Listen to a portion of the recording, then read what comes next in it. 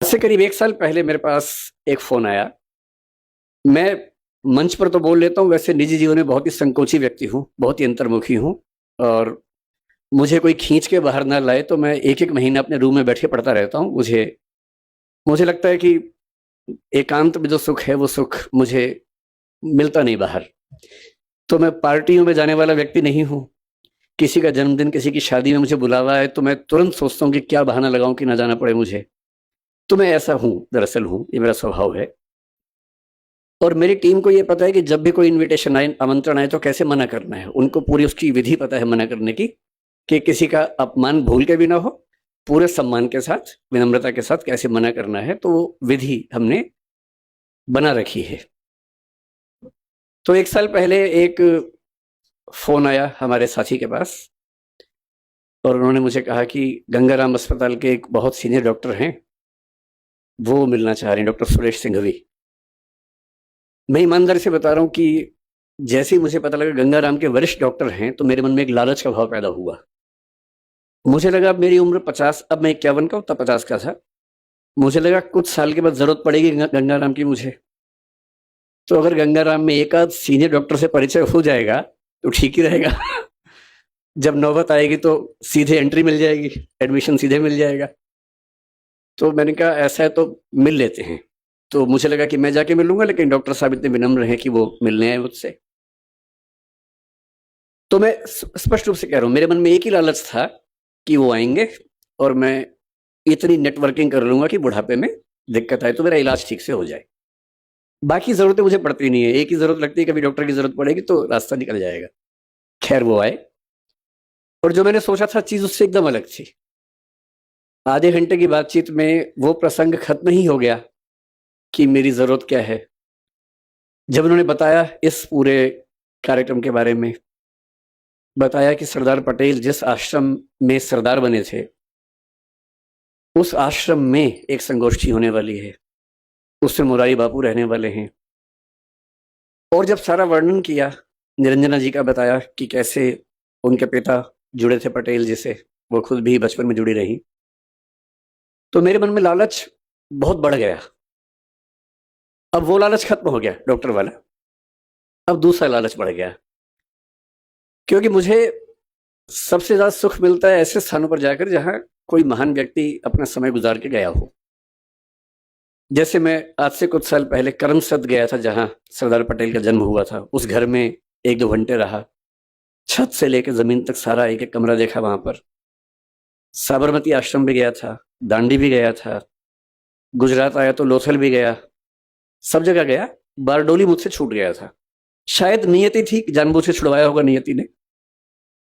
तो जब मुझे पता लगा कि बारडोली के या बारडोली के आश्रम में जाके वहीं उसी घर में रहने का मौका मिलेगा या बैठने का मौका मिलेगा जहाँ सरदार पटेल रहते थे, जहाँ महात्मा गांधी भी आते थे, तो मुझे लगा इससे बड़ी उपलब्धि क्या हो सकती है। बोलना तो ठीक है, मैं अध्यापक हूँ, बोल ही देता हूँ, तो मैंने कहा ठीक है मैं आऊँगा, लेकिन इसमें मेरा लाभ ज़्यादा है, आपका लाभ कम है।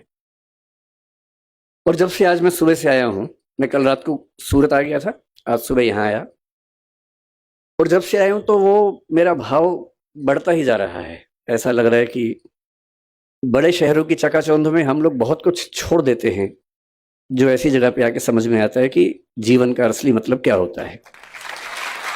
तो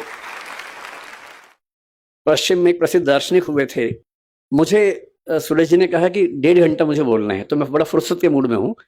अगर आप लोग लगे कि कम बोलना है तो आप इशारा कर दीजिएगा, मैं चुप हो जाऊंगा बीच में ही, नहीं तो मैं तो ज्यादा बोलने का अभ्यस्त हूँ ही, कम बोलना मुश्किल लगता है मुझे। तो आज जब मैं आया तो यहाँ मुझे सरदार पटेल पर बोलना है, मैं उन पर आऊंगा थोड़ी देर के बाद, पहले मैं आज का अनुभव डिस्कस करना चाह रहा हूँ। तो जैसे ही कार आश्रम के अंदर घुसी, तो जिसको बोलते हैं आजकल मनोविज्ञान के बच्चे की वाइब्स आती हैं, जो जेनजी है, आज की जनरेशन है, उसकी भाषा में वाइब्स आती है। हमारी भाषा में एक वातावरण होता है हर जगह का, उस वातावरण का अपना मूल्य होता है, और वातावरण ऐसे नहीं बनता। बहुत सारे अच्छे लोग जब एक साथ रहेंगे तो वहाँ माहौल बनता है, उसको हम वातावरण कहें, वाइब्स कहें, वाइब्रेशंस कहें, जो भी कहें, वो हर किसी को समझ में आता है। तो जैसे ही मैं उस स्कूल के अंदर घुसा, मुझे लगा कि ये कुछ तो अलग है। पहले मुझे लगा कि क्योंकि मैं दिल्ली से आया हूँ और दिल्ली में दीपावली के 1-2 महीने बाद तक जो मौसम रहता है, आपको पता है कि पॉल्यूशन बहुत ज़्यादा वहाँ पर होता है, सांस लेना अपने आप में एक चैलेंज होता है वहाँ पर। तो मुझे लगा शायद यहाँ हवा साफ सुथरी है, और क्योंकि मैं दिल्ली से आया हूँ इसलिए मुझे बहुत ज़्यादा अंतर महसूस हो रहा है। पर मामला सिर्फ बाहर की हवा का नहीं, अंदर की हवा का भी है। और दिल्ली में जो लोग हैं उनके बाहर के साथ साथ अंदर की हवा भी खराब हो जाती है। एक शायर ने दिल्ली के बारे में बड़ा अच्छा लिखा है, जो मैं हर दीपावली के बाद अपने घर में सुनाता रहता हूँ सबको। चेहरे पे सारे शहर के गर्द और मलाल है। गर्द का मतलब है धूल, मिट्टी, और मलाल मतलब दुख, पीड़ा, वेदना, बेचैनी, परेशानी। तो चेहरे पे सारे शहर के गर्द और मलाल है, दुख है और धूल मिट्टी है। कितना सुंदर कहा। चेहरे पे सारे शहर के गर्द और मलाल है, जो दिल का हाल है वही दिल्ली का हाल है। तो पूरी की पूरी दिल्ली, ये गर्द जो है, धूल मिट्टी तो दीपावली के बाद 2 महीने होती है, लेकिन जो अंदर की धूल मिट्टी है साल भर रहती है। और मैं थोड़ा पढ़ लिख गया हूँ, ज्ञान की बातें कर लेता हूँ, लेकिन धूल मिट्टी तो मेरे अंदर भी उतनी ही है जितनी बाकी लोगों में होती है। यहाँ के एक अलग ही सुकून महसूस हुआ। उन बच्चों के चेहरे पर जो भाव थे, फिर मैंने स्कूल देखा ध्यान से। मैं इतने साल से, 26 साल से काम कर रहा हूँ, भारत सरकार में काम किया, अपनी एक कंपनी चलाता हूँ जिसमें करीब 2-2.25 लोग काम करते हैं मेरे साथ में।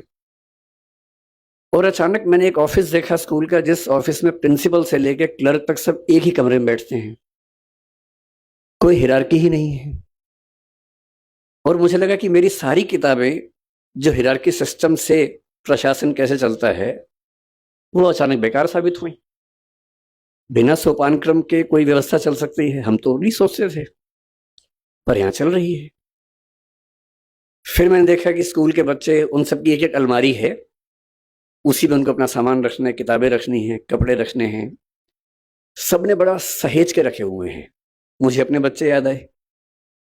कमरा तो उनके पास भी है, पर वो इतना साफ तो कभी नहीं होता जब तक कोई थर्ड पार्टी आके साफ ना करे उसको। या तो मम्मी साफ करे, पापा साफ करे, या कोई और साफ करे।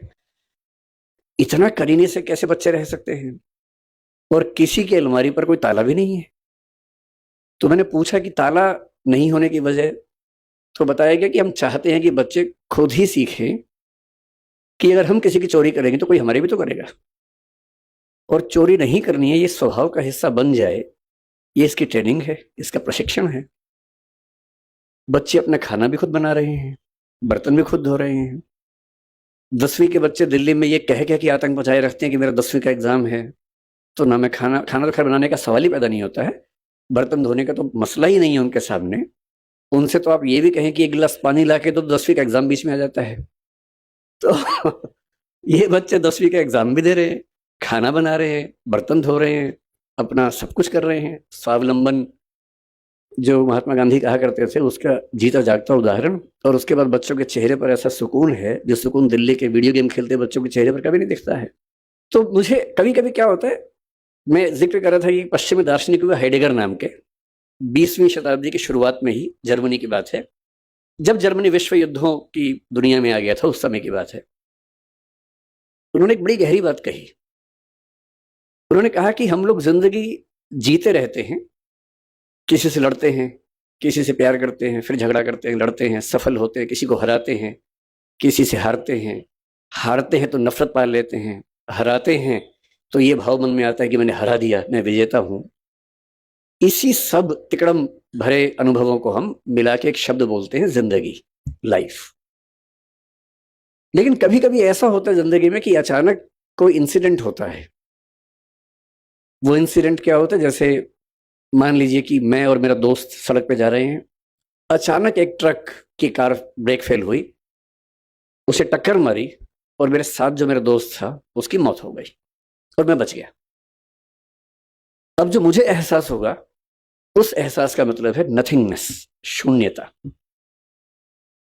उस मोमेंट में, उस क्षण में ये लगता है कि क्या है जिंदगी में ऐसा। और मैं जो इकट्ठा करने में लगा हूं, मैं जो ताकत के पीछे भाग रहा हूं, मैं जिस 8 साल बाद की प्रमोशन के लिए अभी से रात दिन जुटा हुआ हूं, ये सब तो 1 सेकंड का खत्म होने वाला खेल है। जिस जिंदगी का 1 सेकंड बाद का अता पता नहीं है, भरोसा नहीं है, कल सुबह मैं उठूंगा भी या नहीं ये भी नहीं पता है, और मैं ऐसी जिंदगी जी रहा हूँ जो 10 साल बाद मैं ये बन जाऊंगा, 18 साल बाद मेरी प्रमोशन ये होगी, मैं सेक्रेटरी बन जाऊंगा या मैं हाई कोर्ट का जज बन जाऊंगा। इस अनुभव में जो लोग थोड़े ज्यादा सेंसिटिव हैं, संवेदनशील हैं, वो इस अनुभव को झेल नहीं पाते, और उनके लिए इसी बिंदु पर टर्निंग पॉइंट आता है और वो जीवन का रास्ता मोड़ लेते हैं कि जब जीवन में कुछ भरोसा नहीं तो मैं इन निरर्थक चीजों के पीछे क्यों भागता रहूं, क्यों ना मैं किसी ऐसी सार्थक चीज की तलाश करूं जो अंततः मुझे सुकून देती हो। और हम जीवन क्यों जीते हैं? मैं दर्शन विषय का विद्यार्थी हूं, पढ़ाता भी हूं। भारत के, दुनिया के सब दार्शनिकों को पढ़ने पढ़ाने की प्रक्रिया में मैंने पाया कि अंततः सभी के मन में एक ही बात है, अलग अलग शब्दों से कहते हैं, और वो ये है कि जीवन का अंत इसी बात पे है कि मुझे सुकून मिले, मुझे आनंद मिले, मुझे सुख मिले। और सारे भौतिक सुखों के बाद देश की राजधानी की सारी ताकत को देखने समझने के बाद अगर उससे ज्यादा सुकून बारडोली के आश्रम में है, तो इसका मतलब है कि जीवन का सही अर्थ तो यहाँ आके खुलेगा, वहां तो नहीं खुलेगा।